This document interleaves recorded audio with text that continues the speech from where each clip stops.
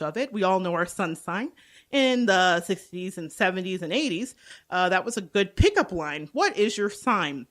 We want to go a little further than just knowing what your sun sign is. There are many aspects to your personality and that sign that ring true and that can inform you about who you are. There is your moon sign, your ascendant, and your sun. Those three, that triad together, really give you a full idea about who you are. Your sun sign is the way that you present yourself to the world. That ascendant is the way that people will interpret you and experience you and see the way that your personality is. The moon sign is the way that you feel. That's that thing that's inside, that's deeply protected, that you don't really expose to anybody. So our astrological spotlight is this question: what is your rising sign? What does it mean? And how can you find it? So your rising sign is known as your ascendant, okay? It's the zodiac sign that was rising on the eastern horizon the moment you were born. It can be abbreviated on a birth chart, and it can look like an ASC or an AS. And in order to know when you were born, you need to know the exact time, and that will give you a fuller understanding of your birth chart. And a great site I like to recommend is cafeastrology.com, and you can go on there and type in free natal birth chart and you will get your birth chart. But it's very important to know the time and the place that you were born. And in that birth chart will be this magical rising or ascendant sign. Very important to have a better understanding. So the way that we work with the ascendant is to understand that it's the mask that one wears in public. It's the first impression we make when we meet new people.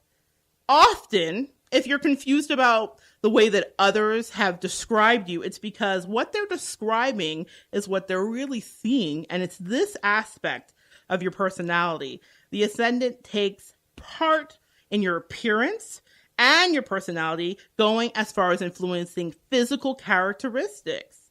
So sometimes the sign is expressed by your image, your style, and your mannerisms. And it's expressed in the way that you act. It really takes a stronger effect, some astrologists theorize, after 30. Okay, so it's very important to understand. It's one of the first personality traits that you will exhibit. It's kind of your autopilot. It responds to your environment and gradually becomes more noticeable over time. The two signs, that sun sign and your rising or ascendant sign, will eventually blend and create the outer layer and the inner layer that encloses the moon sign deep inside. Remember, we talked about the moon sign being the way you feel and the fact that that's the thing that we like to hide. We don't really want everybody to understand the way that we feel, so we hide that. So it's very important to understand that. So like other zodiac signs, they all have attributes.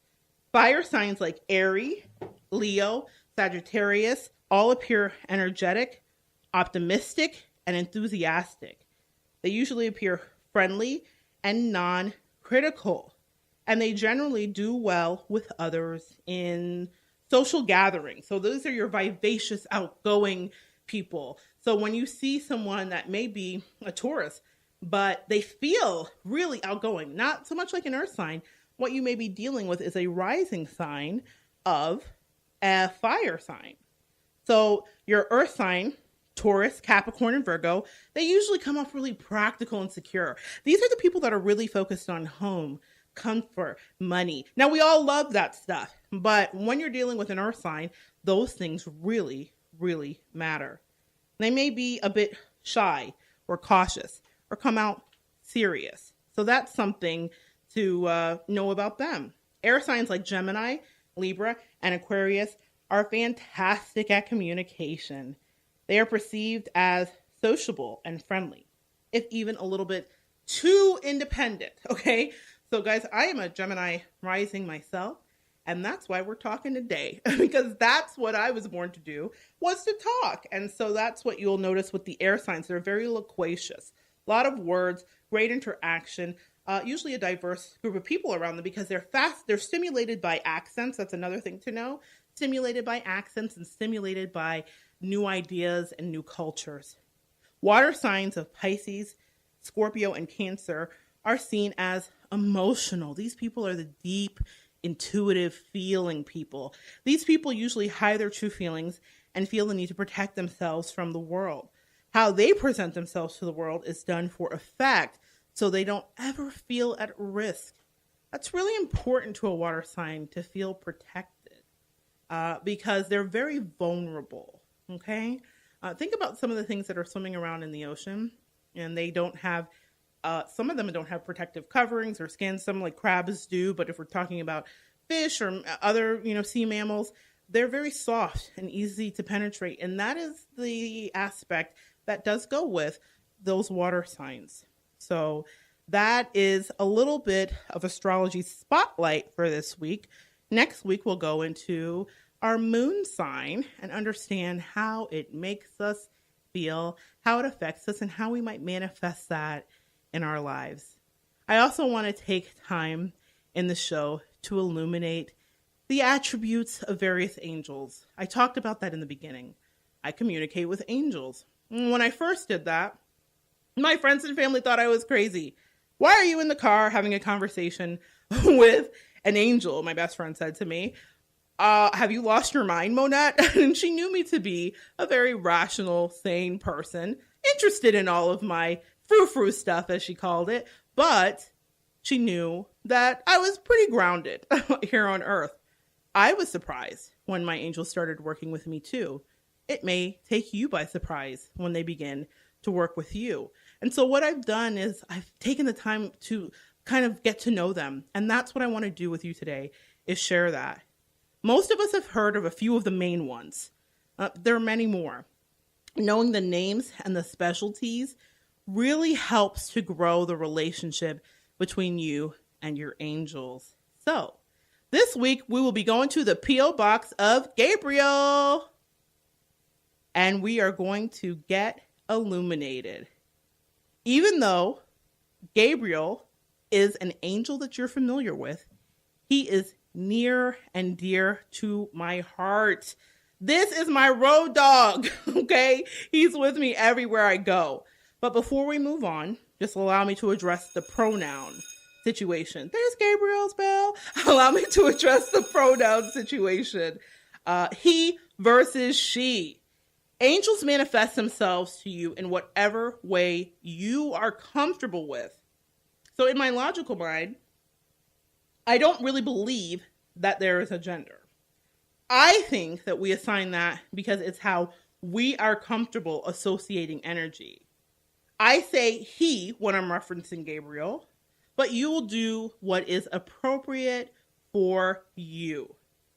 It's time to get illuminated with Gabriel. So, Gabriel's wheelhouse is the power of communication and being the official announcer of Jesus the Christ. You know, from the Christmas story, fear not, for behold, I bring you good tidings of great joy, which shall be to all people. For unto you is born this day in the city of David a Savior, Christ the Lord. And this shall be a sign unto you, and you shall find the babe wrapped in swaddling clothes, lying in a manger. And guys, from this moment on, Gabriel has had the distinction of being the protector and champion of children and mothers. He helps support and honor mothers' intuition. So those moments when you're like, I know my teenager is not where they told me they were. And you just know it, and you call and they say, how did you know? You and Gabriel are having a conversation. You already know Gabriel. Or for those mothers and parents, fathers, aunts and uncles that are hovering over children that may be ill or sick in hospital, and they're praying and asking, just pull him through, just pull her through. Gabriel is in your midst. That is Gabriel's job. It's not all serious work and important work like that. Gabriel has a sense of humor too. He is a fantastic communicator, adept at providing you with downloads of valuable information. Like prior to that heart-to-heart that you have to have with that family member you've been dreading, Gabriel's the person to talk to. He will help you find the words to make sure that both of you come out having heard the message that needs to be given. He assists all writers, artists, communicators with channeling inspiration for their projects as well. One of my favorite attributes is his propensity to appear in human form. This is his sense of humor. Have a conversation with visionaries who are on the brink of giving up on a long-held dream. See, they'll be fully engaged in a conversation, and there are these testimonies of people saying, someone just appeared out of nowhere. I was sitting by a lake and I was by myself, and my manuscript hadn't gone through, and I thought, you know what? I'm going to throw it into the pond. This is it. I absolutely am not getting anywhere here. And this person just appeared like out of thin air. That is Gabriel. He'll have a conversation with this person and encourage them and tell them, do not give up on your dream. And even tell a story about his own life where I once had a similar thing happen.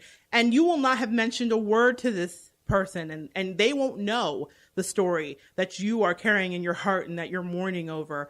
But he will absolutely come along and have a synchronistic story like yours. He'll share that with you, and then you'll look away for a moment, and he disappears back into the thin air he manifested from. That is one of Gabriel's favorite magic tricks. So if you had an encounter with a mysterious stranger who just happened to uplift you, you might have met my dear friend, Gabriel. I introduced him first, even though, like I said, he's one of the more well-known people, because as we wrap up each week, Gabriel has a message for you. He kind of wanted to be in the show. It's called Gabriel's Gab. This will be just a bit of insight into some of the themes that may arise in your life. So whether or not you're a parent, mother, father, or a creative hoping to hear a word, you never know what Gabriel has in store for you. So this week, we're going to get into the message and pull a couple cards and really see what is going on with Gabriel. So the first card that comes up is ask for what you want. This is so important. Clear communication with yourself and with God is always the key, friends, to help others really understand where you're coming from.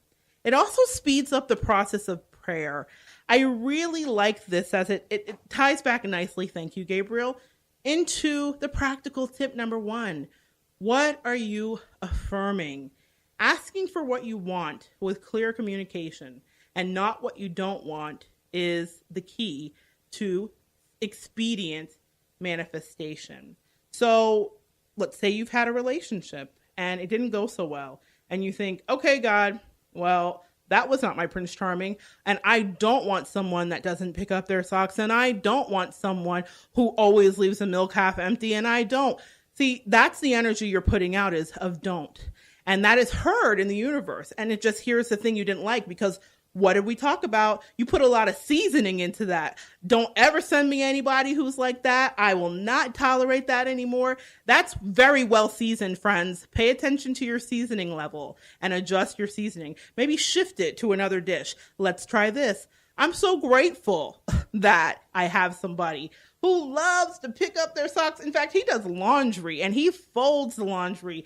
I love that he's always making sure the grocery list is fully checked and there's never anything in the fridge that I don't want. Maybe that's a different way to approach it. So asking for what you want is very important because it shifts it from that negative to the positive. The next card is authenticity. Trust that you are your real self and that God created you divinely and perfectly, and you have the strength and knowledge needed for the situations that come up in your life. Sometimes we doubt ourselves. Sometimes we feel like we have to shrink and be someone different in order to be loved, to be accepted, that we have to hide our greatness and our light in order to fit in with other people that have forgotten their divinity.